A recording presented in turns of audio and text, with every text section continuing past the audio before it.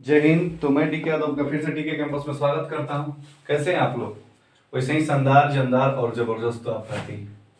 आज हम मैकेनिक्स के अगले पार्ट में जो बलों का विश्लेषण चैप्टर चल रहा था, सेकेंड नंबर, ठीक है ना, तो उसमें हमने समतलीय बल और असमतलीय बल का क्लासिफिकेशन बता दिया था, ठीक है ना। उसमें हमने समतलीय, संगामी बल, असंगामी बल, समानांतर बल सब कुछ बता रखा है। अगर आप वीडियो को नहीं देखें तो जब सबसे पहले प्ले लिस्ट में चाहे डिस्क्रिप्शन में लिंक होगा, वहां से जाकर देख सकते हैं, ठीक है। और अगर चैनल पर नए हो तो प्लीज सब्सक्राइब कर लीजिएगा, वीडियो लाइक कर लीजिएगा, बाद में आप भूल जाते हैं, ठीक है। और दोस्तों में भी शेयर किया करिए आप लोग, ठीक है। तो अगला जो टॉपिक है उसमें क्या हम लिए हैं, जो टॉपिक क्या है, परिणामी बल, ठीक है ना। तो देखिए हमने डिफिनेशन इसमें लिख भी रखा है, लेकिन सबसे पहले देखिए डिफिनेशन तो आपके बुक में भी लिखा होगा, लेकिन सबसे बड़ी बात कि उसको समझना क्या है ना, कि भाई कोई भी डिफिनेशन है उसको लिखा तो सर जगह है, लेकिन समझना, आपको एग्जांपल से सटीक समझाएंगे, बिल्कुल जिंदगी भर याद रहेगा। तो जब सभी परिभाषा को याद रखना है तो वीडियो को लास्ट तक देखिएगा, ठीक है। तो हमने लिखा है परिणामी बल, ठीक है। अब सबसे पहली बात कि भाई परिणामी होता क्या है, आप शब्द सुने होंगे परिणामी, परिणाम, ठीक है ना। जैसे बहुत सारे लोग मान लीजिए कि दौड़ रहे हैं, ठीक है। तो मान लीजिए कि जैसे आर्मी की भर्ती है भाई, लोग बहुत लोग दौड़ रहे हैं, तो उसमें क्या होता है कि लोग अंतिम में क्या पूछते हैं कि भाई उतना लोग दौड़ते हैं, परिणाम क्या निकला। बात आ रही समझ में? लोग क्या बोलते हैं कि भाई बहुत लोग तो दौड़ रहे थे, उसमें परिणाम क्या निकला। या किसी भी काम को करते हैं तो लोग नहीं कहते कि अरे इसका परिणाम क्या निकलेगा, समझ रहे हो तुम। माने परिणामी का मतलब कि सभी, माने जो ज्यादा लोगों को जोड़कर एक शब्द में ही बोल दिया जाए तो वही क्या कहलाता है, परिणामी। माने अगर किसी पिंड पर बहुत सारे बल लग रहे हो तो वो जो परिणामी होता है वो सभी बलों के प्रभाव को शो करता है। अरे समझ में? मतलब कि रोज बहुत लोग दौड़ रहे थे, लेकिन जो लोग जिनका दौड़ निकलेगा वहीं सभी लोगों का क्या दिखाएंगे, रिजल्टेंट यानी परिणाम को दिखाएंगे, और वही क्या कहलाते हैं, परिणामी। तो यहीं पे हमने डिफिनेशन भी लिख रखा है कि परिणामी बल का मतलब कि परिणाम से बात कर रहा है। और भाई अगर मैकेनिक्स में हम बॉडी मैकेनिक्स पढ़ रहे हैं तो हम किसी ना किसी बॉडी के बारे में, और वो बॉडी कौन सी होनी चाहिए, रिजिड बॉडी यानी दृढ़ पिंड, ठीक है ना। तो परिणामी बल वह बल होता है जो पिंड पर कार्य कर रहे समस्त बलों के प्रभाव को शो करता है। मतलब कि समझिए कि अगर बहुत सारे एक पिंड पर बहुत सारे बल लगे हों तो जो परिणामी बल होगा उनके किसको शो करेगा, प्रभाव को।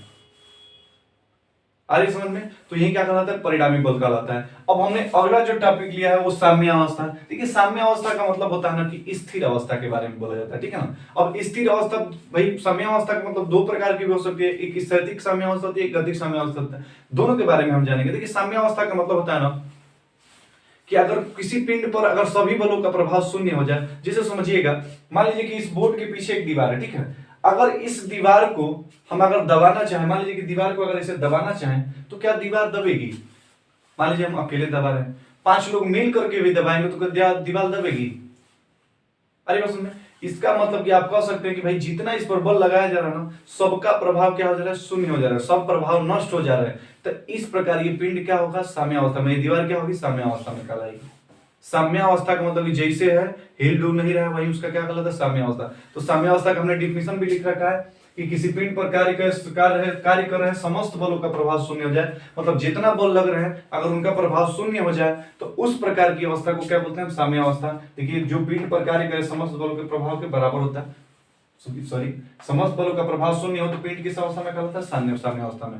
हमने दो डिफिनेशन, परिणामी बल वह बल होता है जो पिंड पर कार्य करे समस्त बलों के प्रभाव को दिखाता है, और साम्यावस्था का मतलब कि अगर समस्त बल का प्रभाव अगर शून्य हो जाए तो उस प्रकार की अवस्था को क्या बोलते हैं, साम्यावस्था। अब ये होती है दो प्रकार की, ठीक है। एक होता है स्थैतिक साम्यावस्था, स्टैटिक इक्विलिब्रियम, ठीक है ना, और दूसरा होता है गतिक साम्यावस्था, डायनेमिक इक्विलिब्रियम, ठीक है ना। दोनों के बारे में जानते हैं तो थोड़ा समझिएगा। स्थैतिक साम्यावस्था का मतलब क्या समझ में आ रहा है आपको, कि स्थैतिक का मतलब कि कहीं ना कहीं बॉडी क्या है, स्थिर अवस्था में बनी हो, ठीक है ना, और वो किस रूप में हो, साम्यावस्था। मतलब कि ये सपोज करिए कोई रिजिड बॉडी होगी, कौन सी बॉडी, रिजिड बॉडी माने दृढ़ पिंड, ठीक है ना। अब इस पर कार्य कर रहे समस्त बलों का, समस्त बल मतलब कि जो भी बल लग रहे हैं इसमें दबा रहे हैं इसको, ठीक है ना।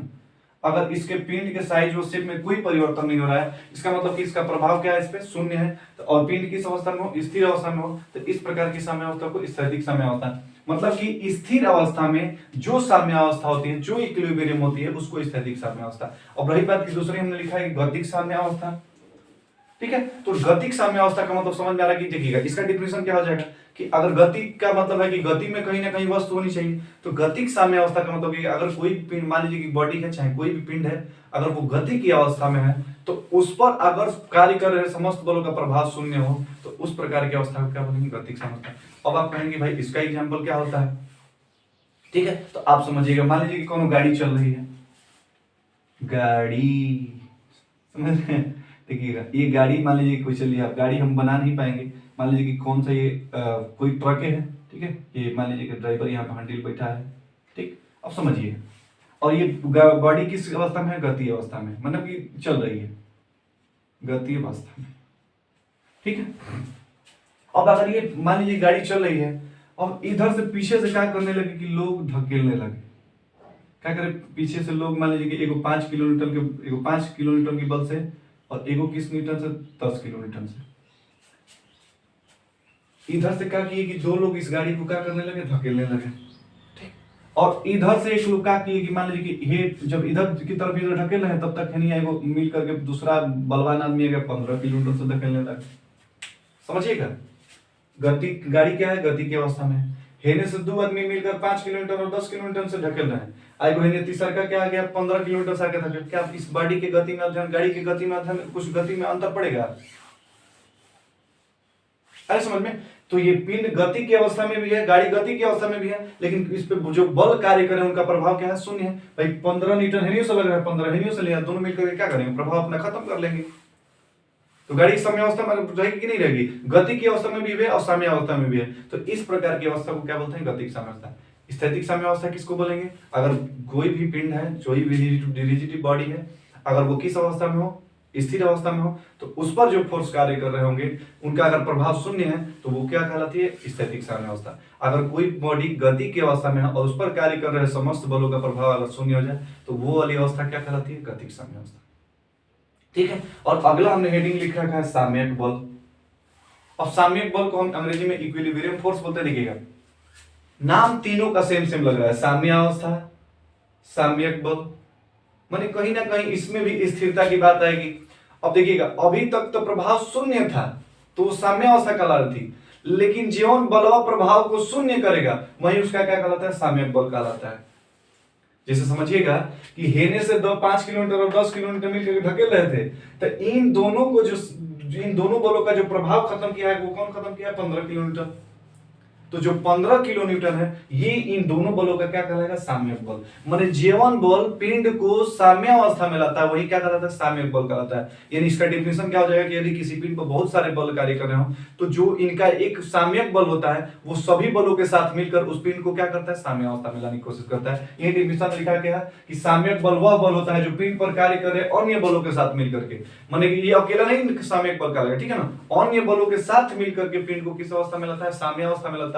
क्या कहलाता है? साम्यक बल कहलाता है। हमें डेफिनेशन बहुत कुछ नहीं पता है, 4-5 तो डेफिनेशन। परिणामी बल जो पिंड पर कार्य करे समस्त बलों के प्रभाव को दिखाता है, ठीक है ना। साम्य अवस्था माने कि पिंड पर कार्य करे समस्त बलों का प्रभाव क्या हो जाए? शून्य हो जाए। दो ही प्रकार का, स्थैतिक, गतिक। स्थैतिक का मतलब स्थिर अवस्था में साम्य अवस्था होता है उसको स्थैतिक साम्य अवस्था, गति की अवस्था में जो साम्य अवस्था होती है उसको गतिक साम्य अवस्था। साम्यक बल वह बल होता है जो किसी पिंड पर कार्य करे अन्य बलों के साथ मिलकर के उस पिंड को किस अवस्था में लाता है? साम्य अवस्था में लाता है। कौन दिक्कत? अब हम इसके लिए एग्जांपल भी लिए हैं कि मान लीजिए कि अगर ये कोई बल, मान लीजिए कि ओबी भुजा पर कोई बल P लग रहा है और ओए भुजा पर कौन सा बल लग रहा है? Q लग रहा है। इनका जो परिणामी है वो कितना से? R से हो रहा है। R का मतलब क्या समझ में? परिणामी। तो जो इस R का परिणामी, अब ये R क्या कहलाएगा? इस पिंड पर कार्य करने अन्य बलों का प्रभाव कहलाएगा, परिणामी कहलाएगा।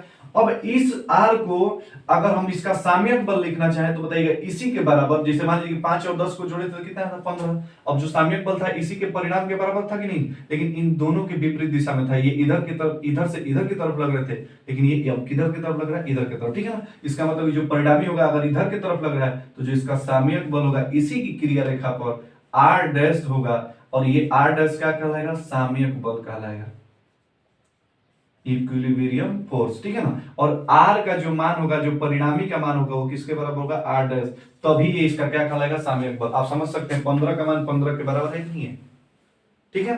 तो बहुत कुछ नहीं हुआ। साम्यक बल वह बल होता है जो किसी पिंड पर कार्य करे अन्य बलों के साथ प्रभाव को क्या करता है? मिलकर शून्य करता है, चाहे साम्य अवस्था में लाता है, तो उसको क्या कहते हैं? साम्यक बल कहते हैं। साम्यक बल का मतलब कि परिमाण में बराबर होना चाहिए और किसके बराबर होना चाहिए? परिणामी के, ठीक है ना, दिशा में विपरीत होता है, ठीक। तो इसमें आपको डेफिनेशन इतना ही इस वीडियो में रखते हैं, ठीक है। अगला में जो है समानांतर परिणामी निकालने के दो मेथड होते हैं, ठीक है ना। एक समानांतर चतुर्भुज का मेथड होता है और एक ग्राफीय विधि होता है। चूंकि ग्राफीय विधि कहीं पूछता नहीं, अब ग्राफीय विधि के लिए क्या होता है? उसको भी हम बता देंगे, लेकिन उसके लिए क्या होता है कि थोड़ा सा चांदा वादा का प्रयोग करना पड़ेगा आपको, ठीक है, जिससे आपको दिक्कत आती है, लेकिन हम दोनों बताएंगे मतलब, ठीक है। तो समानांतर चतुर्भुज का नियम अगले वीडियो में मिलेंगे, तब तक के लिए अपना ख्याल रखिए, खुश रहिए, मस्त रहिए, इसी उत्साह और मन के साथ मिलते हैं, तब तक के जय।